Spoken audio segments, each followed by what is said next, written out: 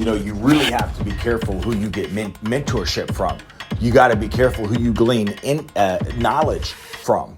You got to be careful. People say, go get mentors, go get help, go get advice. No, be careful, dude. Especially when you're young, man, when you're in your 20s and your teens, and when you're in your 20s, dude, really, man, don't go out and get a whole bunch of fucking mentors. Don't take advice from random people. Matter of fact, don't take advice from anyone when you're in your 20s. Listen to what people tell you, write it down, and then analyze it as if it's for you or not. Don't take everybody's advice as if it's what's best for you. And here's an example for me, because I got some of the worst advice. Look, you go out to the wrong person and you get the wrong advice for your path. You're getting advice from that person for what they needed, for their path, for their blueprint, for what they were called to do uniquely and what they decided to do according to their destiny. That's their advice for them. Maybe it's not the advice for you, because you're not that person. Grant Cardone is one of my most favorite and most influential mentors. Never met the guy. Never met him yet. But I have been following him for years, but I am not Grant. And I spent years trying to build Multigen Capital Fund exactly like and as if I was Grant, with Grant's powers and Grant's influence and his personality and his anointing. And his divine anointing. But me, I'm not Grant. I'm not Alan Watts. I'm not any of the men or the women that I study, and I'm not Albert Einstein. I'm not Bob Proctor. I'm not Abraham Lincoln, right? I'm not Donald Trump, but I have all of their books and I read all of their information, right? I watch all their videos, I learn and I glean. But as long as I'm carrying out my path in my life and my businesses and my pursuits in methodologies like them, I may not be close to speaking my own voice, right? So there's this own unique way for you. In Thoth, this book that I speak about a lot, Thoth says that no consciousness follows the same path as the one before it, for all else will be vain. It says no consciousness follows the path of the one before it, for all else all would be vain. So nothing is new. So unique is your path to you. Unique is your voice. Unique is the wisdom for what you need for your path. You need to go to your God, your source, and surrender for divine wisdom and guidance from directly above, from your source. Not so much so quick to go to your neighbor or your brother or the counselor or somebody on YouTube to figure out what they have to tell you about your life, because you have a source and you have a God and you have somebody to reach out to. You have a higher self. You have somebody you can look in the mirror and talk to that knows more about you and your paths and your gifts and your destiny than anybody else on this planet. And that person who's just staring at you in the mirror, you go to that person for guidance. You go to that person for wisdom. For all the wisdom that you ever need is buried within your heart. There's nothing wrong with getting techniques and mentorship and help, but you need to speak your own voice, walk your own path, and do your own thing with your own style. Nobody wants to be duplicated and nobody wants to copy a fake.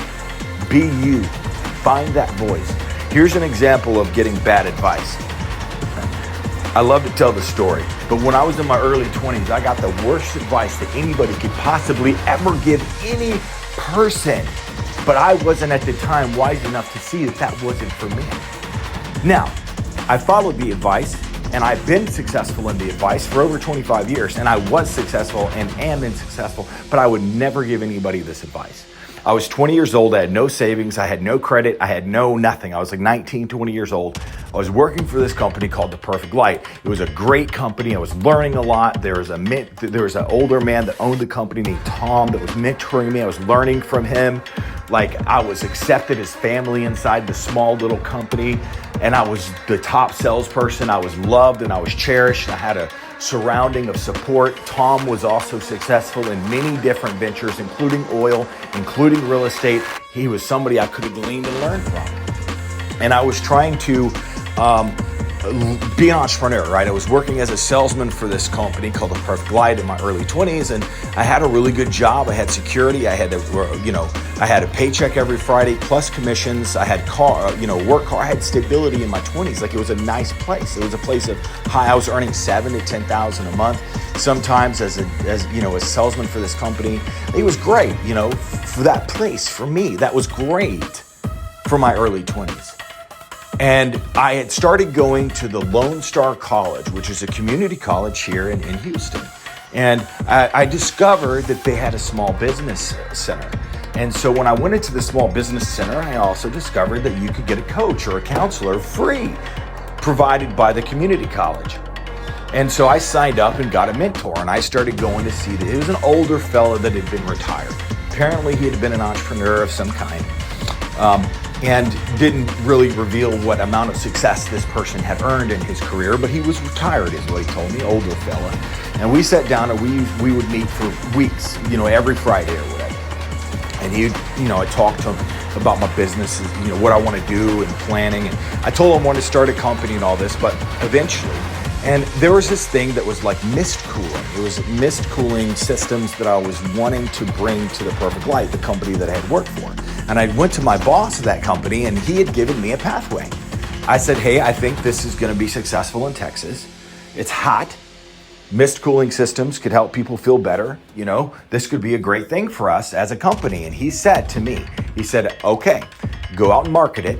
And if you can earn us and you can do the jobs on your own and buy it for a while. And he said, if you can earn enough customers and prove that it can be successful, we'll look at adding it to the company. So I had a pathway given to me by that success. He said, look, if you can make it work, I'll look at it. Go out and sell it, dude. Make some money. And if it works, bring it to me and show me. That's what he said. But I went up to the Lone Star College, the local community college, and I start getting advice from that older fella up there. You know what he tells me? He says, why would you want to help that man build his company when you could start your own?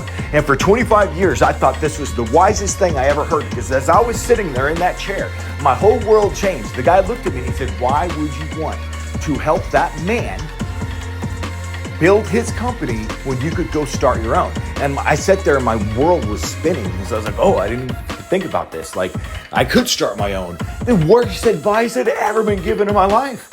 The guy should have said, well, you have a multi-millionaire that you're working for that's already highly successful, that just gave you an opportunity to promote this thing, and if it works, to bring it to him.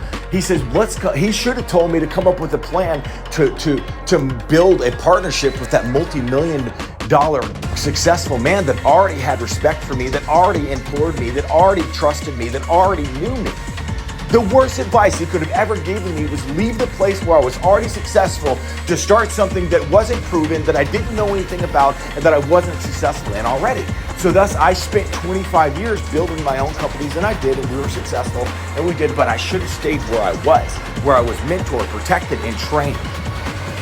Sometimes getting advice from people that use that advice for their blueprint is not what's good for you. You need to find what's good for you. Before me taking that man's advice, I should have taken time to consider what I could be choosing and my choices and where it could go. A young, ambitious man like myself, you sow that seed in my head that I can do this and I can be successful. I can do it on my own. Yeah, you know what? I did it. And maybe that wasn't so much of a mistake, but a journey. And what I want for you is to take from my experiences bits of pieces of wisdom that may protect you from making a mistake. Or at least, if you don't believe in mistakes, choosing a lower path. All paths lead to the same place. Complete unity and blending of the soul with the cosmos. Purifying the soul in the heart. The same goal is at the end of every earthly journey. To become a good person. To transmute darkness to light. To become a light to other people on the pathway. To learn how to be successful and teach other people. To be thy brother's keeper. To learn how to love and to learn how to forgive. To become the light of this earth. The same goal is at the end of every pathway, but not every pathway is easy. And not every pathway is uniquely designed for you. And that's where the wisdom of restraint, the wisdom of patience, and the wisdom of waiting for guidance is wiser than the power of raw ambition